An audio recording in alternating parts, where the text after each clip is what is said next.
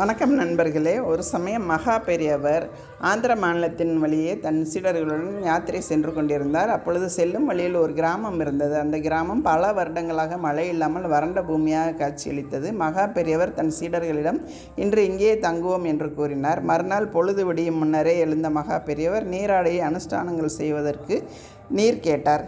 ஆனால் அந்த ஊரில் இருந்த ஒரே குளமும் மழை இல்லாமல் வறண்டு குட்டை போன்று சிறிதளவே நீர் உள்ளது. அந்த நீரும் உப்பு கரிக்கும். அதனால் அந்த ஊர் மக்கள் அனைவரும் பக்கத்து ஊரிலிருந்து நீர் கொண்டு வந்து தருகிறோம் என்றனர். ஆனால் பெரியவர் அதை மறுத்து புன்னகையுடன் கூடிய முகத்துடன் அந்த குட்டையளவு நீரிலேயே நீராடி அன்றைய நாளுக்கான பூஜைகளை முடித்துவிட்டு அங்கிருந்து கிளம்பினார். சில நாட்களுக்கு பிறகு மகா பெரியவர் தங்கியிருந்த அந்த ஊர் மக்கள் அனைவரும் அவரை பார்ப்பதற்காக வந்தனர். மகா பெரியவரை பார்த்து, தங்களுடைய பாதம் பட்டு சென்ற 2 நாட்களில் எங்கள் ஊர் ஏரி குளம் அனைத்து மழையால் நிரம்பின என்று ஆனந்த கண்ணீரோடு கூறினார்கள். அதோடு உப்பு கரித்த நீரின் சுவையானது முற்றிலும் மாறி